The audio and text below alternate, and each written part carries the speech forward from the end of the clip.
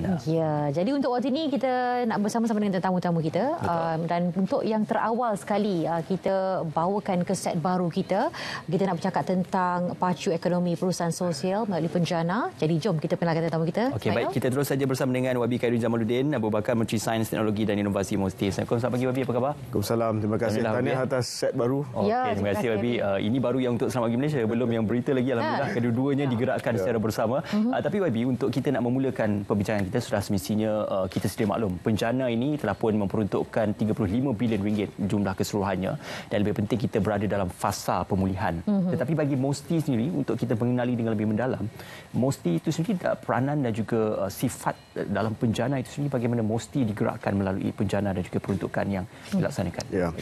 Terima kasih.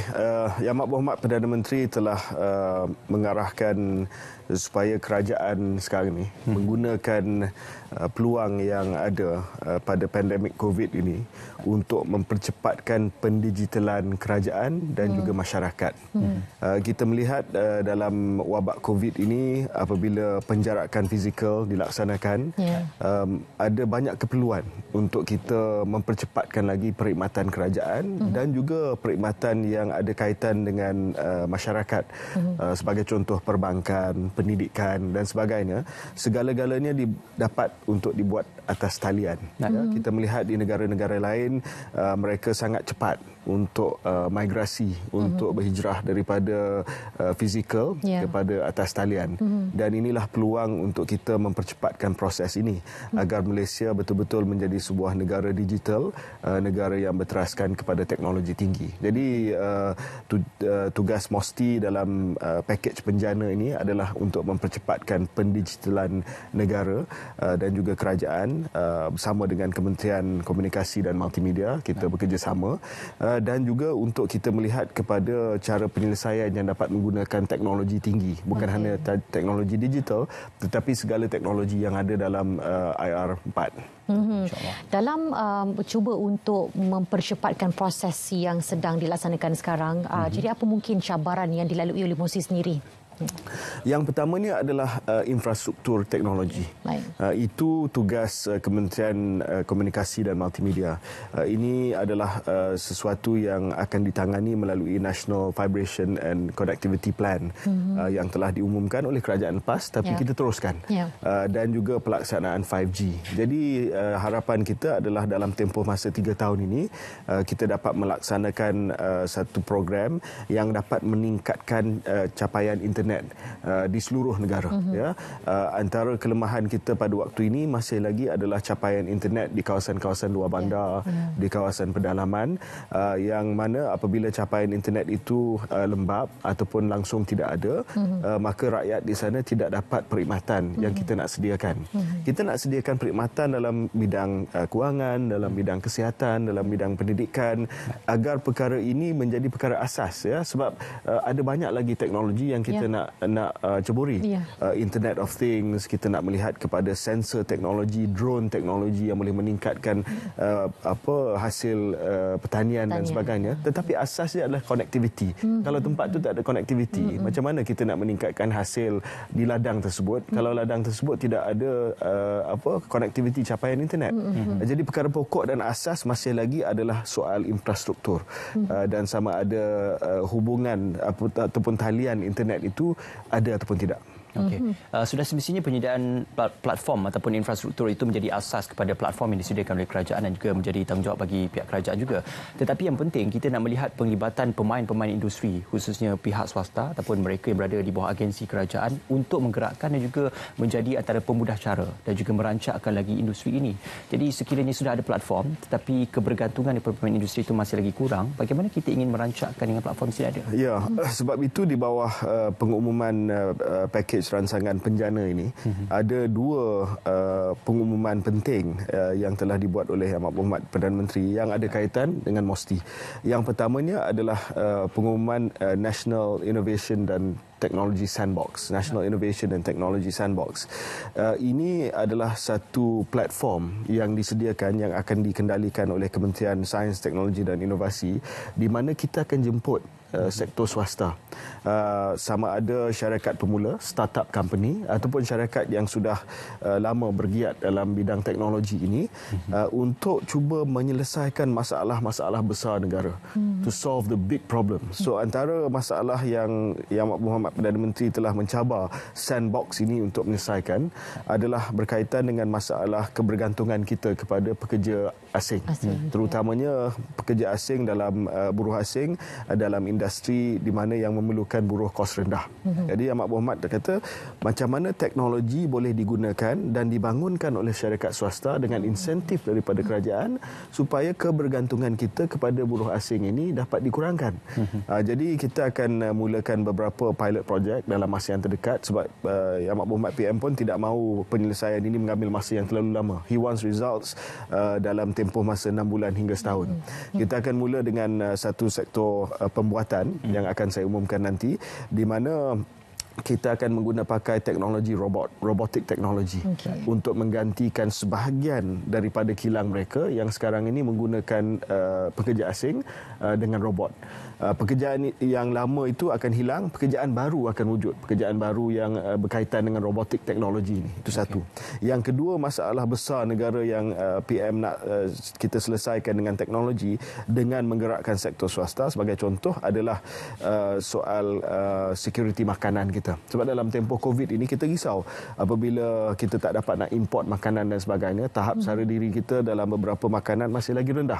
Jadi kita akan mempercepatkan implementasi smart farm ataupun ladang-ladang pintar dengan seperti mana yang saya sebutkan tadi, sensor teknologi dengan Internet of Things dan sebagainya, agar kita dapat mencapai tahap sara diri yang lebih tinggi dan mempunyai keselamatan ataupun security makanan. Itu pengumuman pertama. Yang kedua adalah dana penjana nasional.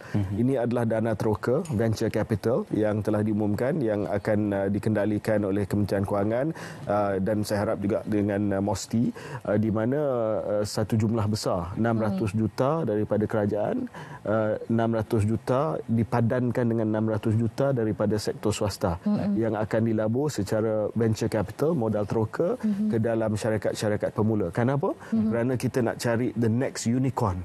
Syarikat-syarikat unicorn, syarikat-syarikat pemula teknologi yang akan menjadi syarikat besar macam Grab. Bukan satu saja Grab, tetapi banyak lagi seumpama itu dalam masa yang terdekat.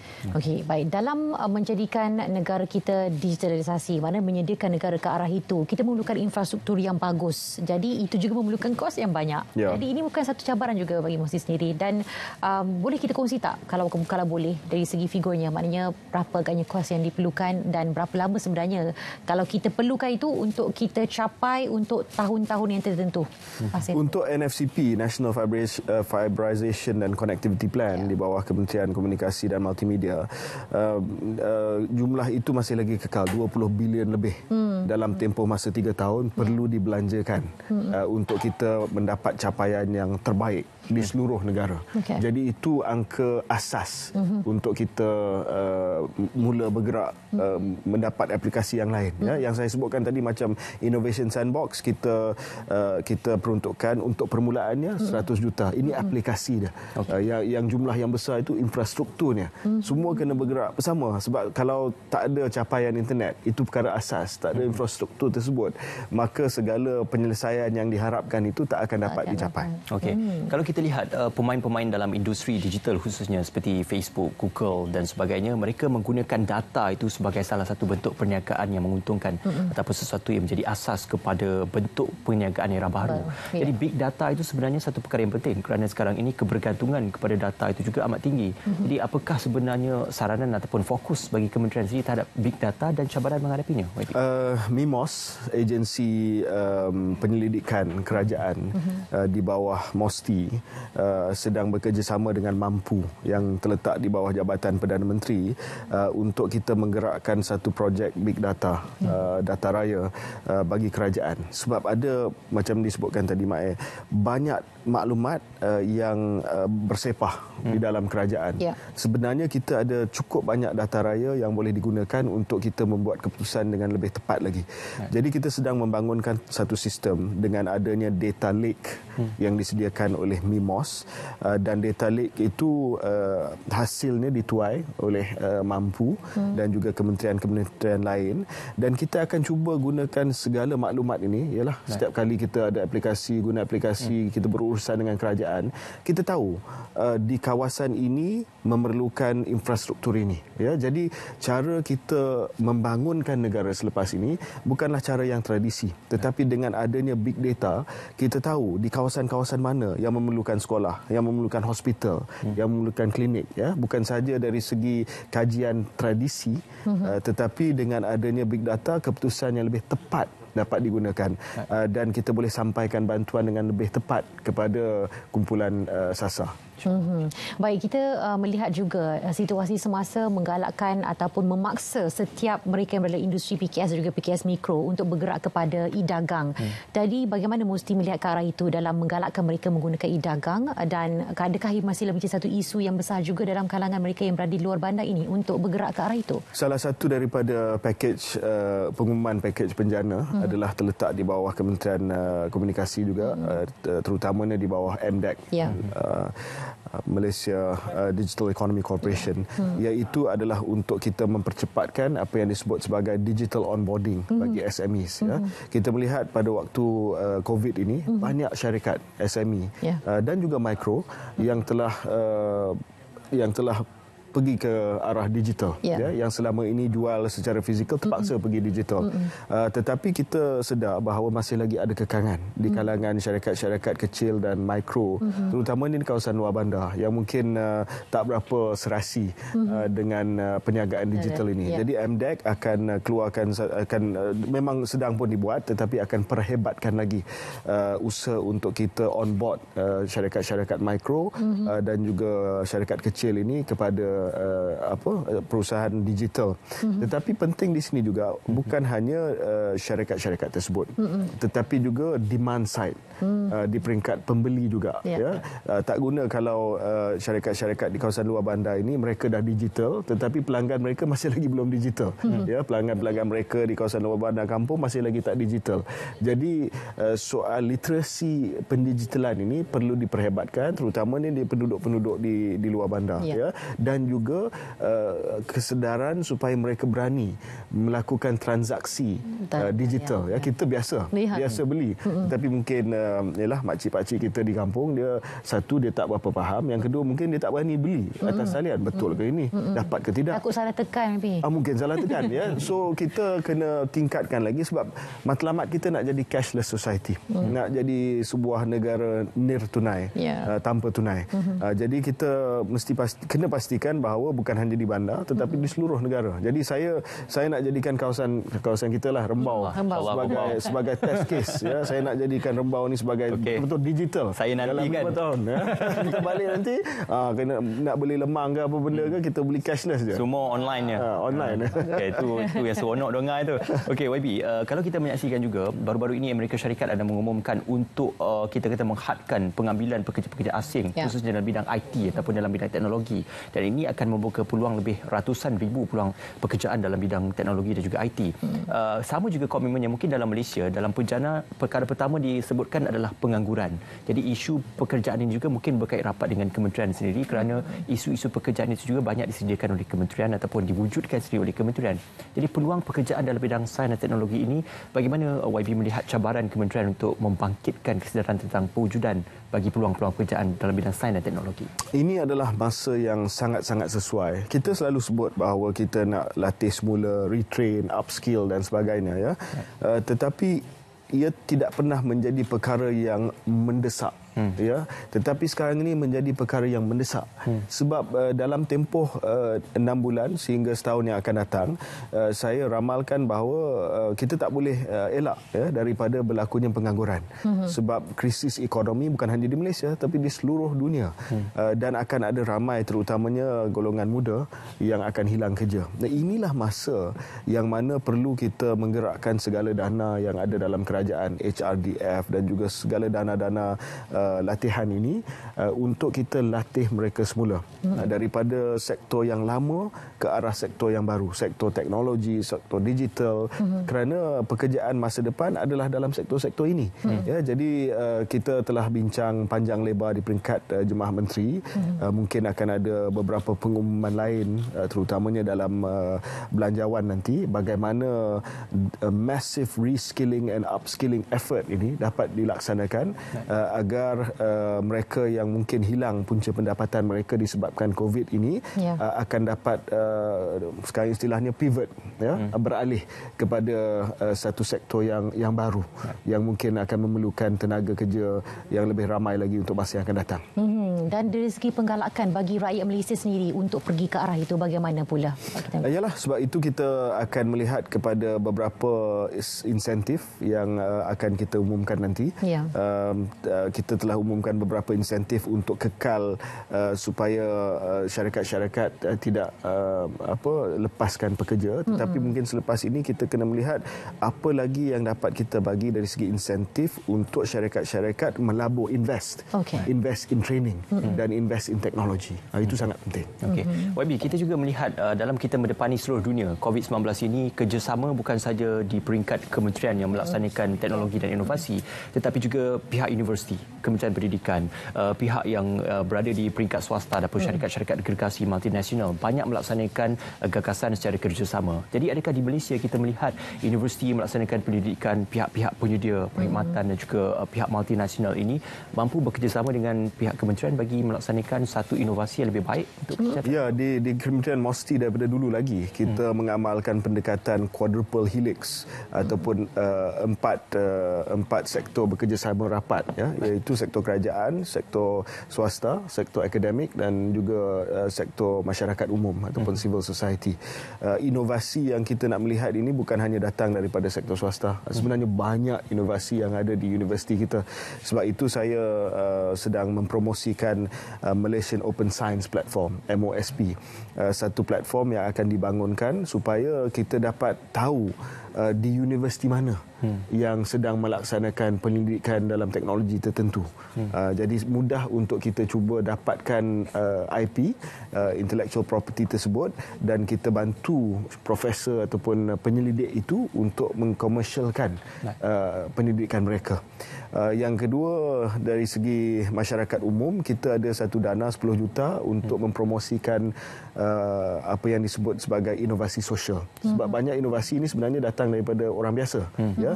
Baru-baru ini saya telah bawa Menteri Agama untuk melihat salah satu cara untuk buat penyembelihan lembu tanpa menggunakan tenaga terlalu ramai orang lah, untuk kita pastikan penjarakan fizikal itu dapat dipatuhi.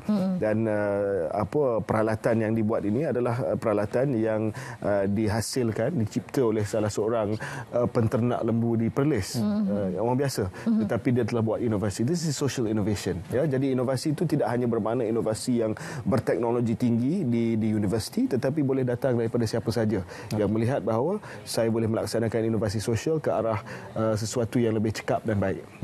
Okey, jadi dalam ruang masa yang ada ni, Wabi, mungkin dari segi aspek penggalakan kepada keseluruhan masyarakat, bahawasanya mesti membuka pintu kepada semua kalau sekiranya ada mempunyai inovasi yang bersesuaian dengan keadaan semasa. Malah kita melihat kepada 2-3 tahun yang akan datang ini.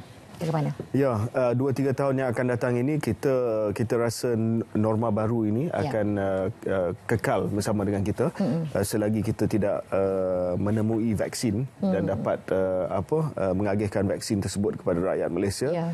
Norma baru ini masih lagi ada, yang bermaksud bahawa lebih banyak lagi perkara akan ataupun aktiviti akan dilaksanakan online atas talian. Lebih banyak lagi ialah physical distancing yang tidak memungkinkan kita meneruskan aktiviti seperti biasa biasa. Jadi banyak penghasilan itu perlu dibuat secara teknologi tinggi. Dan inilah juga masa seperti mana yang saya sebutkan tadi untuk kita cuba selesaikan masalah besar negara, kebergantungan kepada pekerja asing, masalah sekuriti makanan, masalah Malaysia menjadi lebih kompetitif, berdaya saing. Inilah masa untuk kita selesaikan. Jadi bagi saya, walaupun tempoh COVID ini adalah satu musibah yang agak besar, tetapi ia juga membawa satu peluang yang besar untuk kita betul-betul transformasikan asas ekonomi negara kita kepada negara yang berteknologi tinggi. Selalu disebut, tapi tidak pernah menjadi mendesak seperti hari ini. Okey. Dalam keadaan mendesak itu, kita sedia maklum penggunaan sains, teknologi dan inovasi itu adalah untuk menghasilkan output yang lebih baik ataupun output yang lebih besar skalanya itu. Tetapi yang lebih penting adalah untuk menghasilkan sesuatu teknologi yang boleh menghasilkan output berskala besar itu sudah mesti memerlukan komitmen, bebanan dan juga perbelanjaan yang besar. Jadi adakah kementerian sudah pun bersedia dalam tempoh yang mendatang ini untuk memastikan agar bebanan dan komitmen itu berjaya di tangannya? Ya, komitmen yang paling penting adalah komitmen kerajaan untuk mengutamakan dan mementingkan teknologi tempatan. Saya telah bangkitkan beberapa kali dan insya-Allah mungkin dalam belanjawan ini akan diumumkan bahawa dalam usaha kita untuk sebagai contoh mempromosikan pembelian produk Malaysia, sama juga kita kena mempromosikan dan kita kena utamakan teknologi tempatan. Buat apa kita dalam perolehan kerajaan mengimport segala teknologi, sedangkan di negara kita sendiri kita ada usahawan, kita ada penyelidik yang boleh menghasilkan teknologi yang sama hebat dengan teknologi daripada luar negara. Ada benda yang terpaksa kita import, kita tak menafikan realiti tersebut, tetapi ada banyak perkara sebenarnya yang boleh kita utamakan di sini, dan saya harap kerajaan boleh memulakan dengan perolehan kerajaan mengutamakan teknologi Malaysia. Okey, untuk beberapa bulan yang mendatang, apakah mungkin perancangan daripada MOSTI sendiri, terutama sekali untuk memastikan penjarakan sosial itu dapat dikekalkan dengan melangsungkan program-program yang bersifat dalam talian? Bagaimana?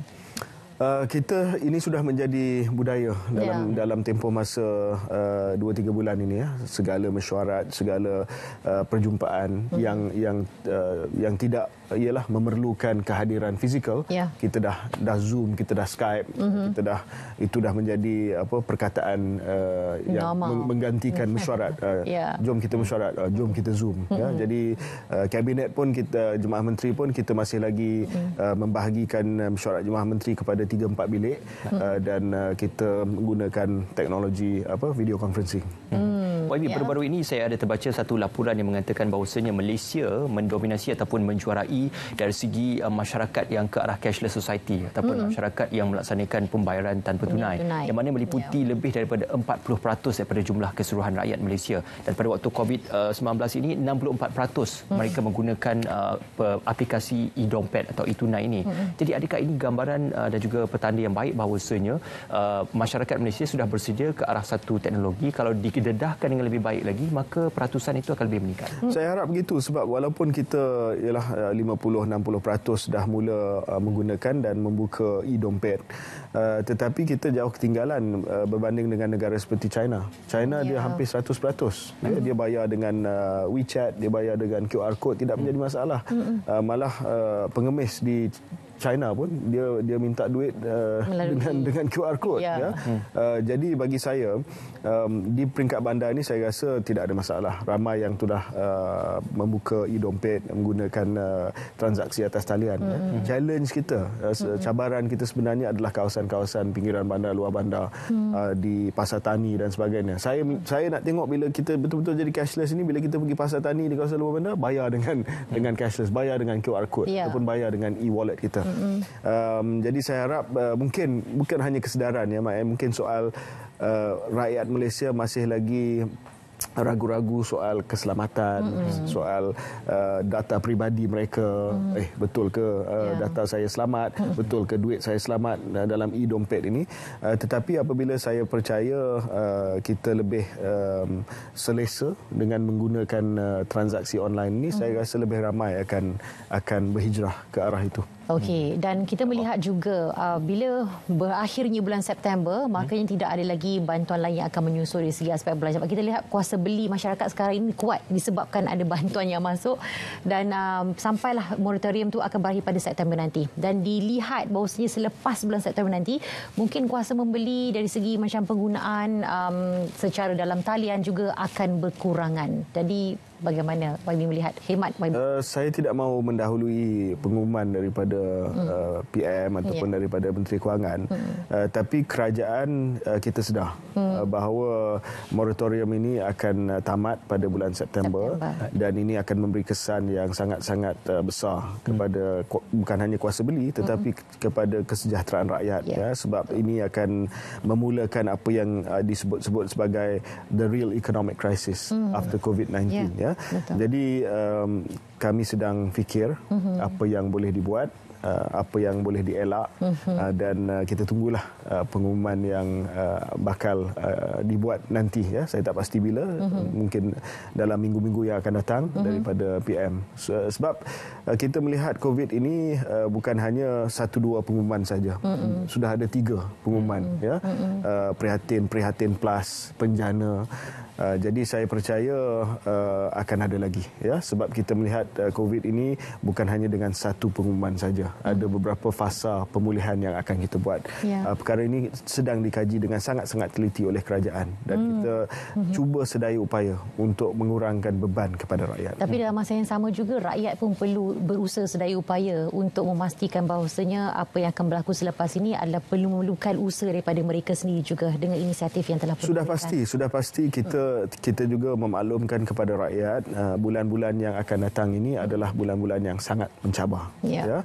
Tetapi kerajaan juga akan mainkan peranan kita. Kita tak akan lepas begitu sahaja. Sebab kita tidak mahu ini menjadi satu kegawatan ekonomi yang paling besar dalam generasi kita, di mana ia akan mengambil bertahun-tahun untuk kita pulih. Ya. Kita mahu supaya kita dapat merancakkan ekonomi, bukan hanya kerajaan, sektor swasta, rakyat itu sendiri secepat mungkin, supaya pemulihan kita mungkin tidaklah V tetapi tidaklah satu U yang panjang. Okay. YB, di peringkat antarabangsa sendiri, teknologi dan inovasi itu adalah satu bentuk komoditi yang boleh didagangkan atau dijadikan keuntungan oleh sebuah negara. Tetapi bagi Malaysia, adakah kita mempunyai kapasiti untuk memperdagangkan teknologi yang kita miliki, dan kalau benar kita mempunyainya, sejauh mana kita boleh memasarkannya waktu kita menghadapi COVID-19 dan juga tahun 2020 ini? Kita boleh, cuma cabaran yang kita hadapi sekarang ini adalah banyak penyelidikan kita masih lagi tidak dapat dikomersialkan.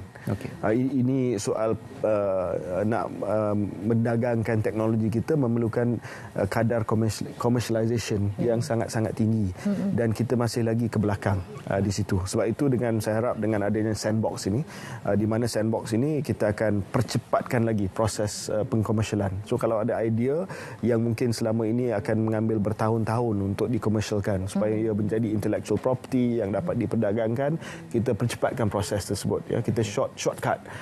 Dan sebagai contoh, saya tak nak ruin the surprise, tetapi kita dalam sandbox nanti kita akan melihat sebagai contoh perkara-perkara yang mungkin dulu menjadi science fiction. Penghantaran produk melalui drone. So kita akan melihat kepada teknologi tersebut. Teknologi dah ada. Kita dah ada syarikat nombor 3 dalam drone, industri drone dunia. Tapi apa kata kalau kita dapat menghantarkan produk kepada pelanggan dengan menggunakan drone. Yang kedua, kenderaan tanpa driver, tanpa pemandu. Ya, sesuatu yang kita dengar di negara lain boleh kita buat di sini, sebenarnya dah ada. Cuma kita tidak ada peraturan, dan mungkin kita tidak pernah ada tempat untuk kita betul-betul uji teknologi tersebut. Ya, dengan sandbox ini insya-Allah kita percepatkan aplikasi teknologi tersebut. Kenderaan parking sendiri itu sudah ada, YB? Dah ada. Kenderaan parking sendiri sudah ada. Oh ya.